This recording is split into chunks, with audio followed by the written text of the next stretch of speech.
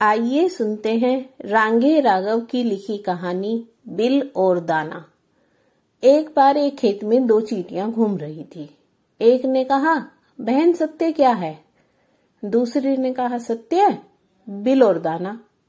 उसी समय एक मधुमक्खी ने सरसों के विशाल दूर तक फैले हुए खेत को देखा। क्षितिज तक फूल ही फूल खिले हुए थे। दो आदमी उस खेत में घूम रहे थे।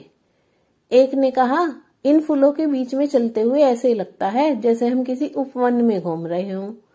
दूसरे ने कहा, कैसी मादक गंध हवा में फैल रही है। मधुमक्खी ने सुना और मुस्कुराकर फूल में अपना मुंह लगाया और मन ही मन कहा, बेचारे कितने लाचार हैं ये लोग। सरसों के बीज से तेल निकालना जानते हैं, लेकिन उनके फूलों का रस नहीं लेना जानते। यह सुनकर चींटियां बिल में आ गई। बात आई गई हो गई।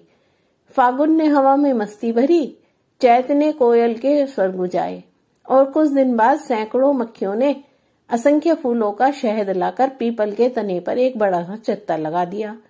दोनों चींटियों का भी आना जाना वहीं था। वे सब देखती रही। फसल काटकर वे दोनों आदमी जैसे उस पेड़ के नीचे बैठे, ऊपर नजर पड़ी तो एक ने कहा, अरे क्या जोर का छत्ता लगाया है मक्खियों ने। खूब मिलकर काम करती हैं ये, अपने खाने का इंतजाम भी खूब करती हैं। दूसरे ने कहा, आज रात को कंबल देना, थोड़ी देर में इनको तोड़ लूंगा। मक्खियों ने सुना नहीं, क्योंकि वो तो अपने निर्माण में व्यस्त थी। अंधेरा हो गया और मक्खियां छत्ते पर जा बैठी। दूसरा आदमी कंबल ओढ़े चढ़ गया और मक्खियों को झाड़ से हटा अंधेरे में छत्ता तोड़ लिया और उतर गया। मक्खियों पर वज्र टूट पड़ा।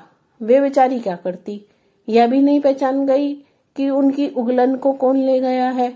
उन्होंने कंबल जैसी किसी चीज को काटा, वह दर्द को महसूस ही नहीं करता था। आखिर करता भी क्यों?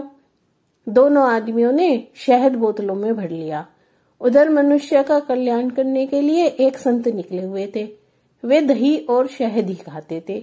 वे यही उपदेश देते थे कि सब कुछ दान कर दो, अपने पास कुछ मत रखो, संस्कृति युग का नया आरंभ करो। जब वह यह उपदेश देते हुए गांव में आए तो दोनों पर अहिंसक वाणी का बड़ा प्रभाव पड़ा। उन्होंने उन्हें शहद भेंट कर दिया, जिससे संत की आंखें चमकने लगी। दोपहर हो गई तो उसी पीपल की छाया में संत बैठ गए और अपनी रोटी में शहद लगाकर खाने लगे। दो मक्खियां डाल पर बैठी थी। अब कुछ काम तो था नहीं, बहुत दिनों की मेहनत बेकार जा चुकी थी। अचानक एक की निगाह रोटी पर पड़ी तो उसने कहा, बहन मक्खी गुनगुन, देख तो जरा, लोग कहते हैं ये संत है, सबसे कहता है सब कुछ दान करो तप करो, पर यह तो शायद शहद खा रहा है जो हमने इतनी मेहनत से इकट्ठा किया था। चल इसे काटकर इसके ढोंग की सजा दे दे। दूसरी मक्खी ने कहा, नहीं बहन टुनटुन, अब पापी और झूठे के हाथ में जाकर वह शहद नहीं रहा, उसमें फूलों की मिठास नहीं रही। मनुष्य के स्वार्थ ने उसे हमारे लिए विष बना दिया है। एक कुत्ता वहां बैठा बैठा संत की रोटी देख रहा था। संत तो पेट पूजा के प्रयोग में व्यस्त थे, वे सुन नहीं पाए, मगर कुत्ते ने सुन लिया। सोचने लगा, आखिर क्या चीज है जिसके पीछे संत पागल हो गए। लालच आया तो कुत्ता खड़ा होकर पूंछ हिलाने लगा। संत ठहरे दयालु, एक टुकड़ा उसकी ओर भी फेंका। शहद लगी रोटी देखकर कुत्ता झपटा, किंतु शीघ्र ही उसने उसे उगल दिया। शहद उसे बहुत बुरा लगा। उसने सोचा, आखिर इतनी बुरी चीज की चोरी क्यों की इस आदमी ने, इसे तो खाने से ही उबकाई आती है। जब कुत्ते को चैन न पड़ा तो उसने धीरे से कुनकुना कर कहा, बहन टुनटुन, क्या फूलों में इतनी उबकाई लाने वाली चीज होती है जो तुम बेवकूफों की तरह इकट्ठा किया करती हो? और क्या इसी की रक्षा के लिए तुम अपना विषैला डंक सबको चुभाती हो? गुनगुन मक्खी हंसी और बोली, अरे भैया कुत्ते, तू इसकी असलियत क्या जाने। यह शहद कैसी चीज है तू क्या समझे। तू जिस आदमी की झूठन खाता है वही आदमी हमारी उगलन को खाने के लिए चोरी करता है। कुत्ता मन ही मन आदमी के चक्कर में पड़ गया और सोचने लगा, लोग कहते हैं मैं झूठा खाता हूँ, तो क्या हुआ, आदमी भी तो झूठन खाता है। थोड़ी देर में संत खा पी चुके और उपदेश देने वाले इकट्ठे हो गए।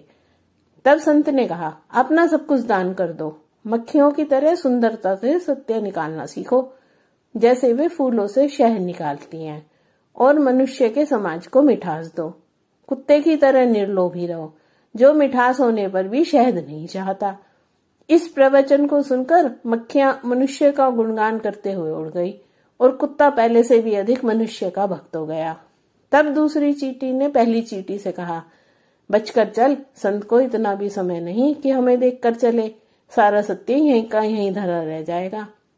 उस दिन से श्लोक में यह प्रचलित हो गया कि मक्खियां इसीलिए बनी है कि आदमी के लिए शहद इकट्ठा किया करे, और कुत्ता इसलिए पैदा हुआ है कि आदमी की सेवा किया करे। दो चोरी और दास्ता से मनुष्य का अहम संतुष्ट होकर नए नए संतों और पैगंबरों को धरती पर भेजने लगा। उसे दुखी देखकर एक बार मक्खियों ने निर्णय किया कि अब की बार जब वह चोरी करने आए तो उसे रोक दिया जाए, क्योंकि चोरी को ही न्याय संगत समझने के कारण वह घबरा रहा है। और कुत्ते ने सोचा, मेरी दास्ता ने इस आदमी को अहंकार में डाल दिया है, इसलिए मुझे भी इसका दम मिटाना चाहिए। चुनाचे जब आदमी छत तोड़ने गया तो मक्खियों ने उसे काट लिया और कुत्ते ने बगावत कर दी। दोनों का ध्येय था कि अब उनमें कोई दार्शनिक संत बनकर मूर्खता प्रकट ना करे।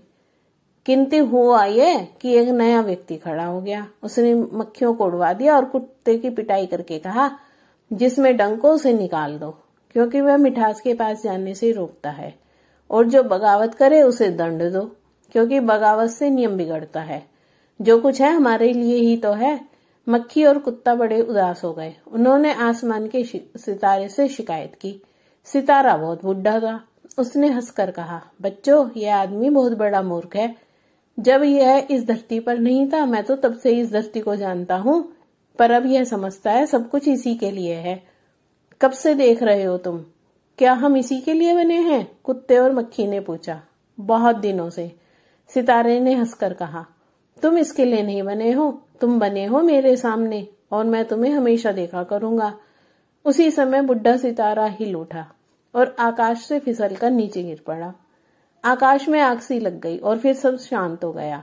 मक्खी और कुत्ते ने एक दूसरे की ओर देखकर कहा, सितारा झूठ कहता था, आदमी ठीक कहता है, और फिर दोनों उसकी सेवा में लग गए। तब पहली चींटी ने दूसरी चींटी से कहा, सत्य समझो। पहली चींटी ने मुस्कुराकर कहा, समझ गई। जो तूने उस दिन कहा था वही अंतिम सत्य है, बिल और दाना। उसके बाद कोई कुछ नहीं बोला।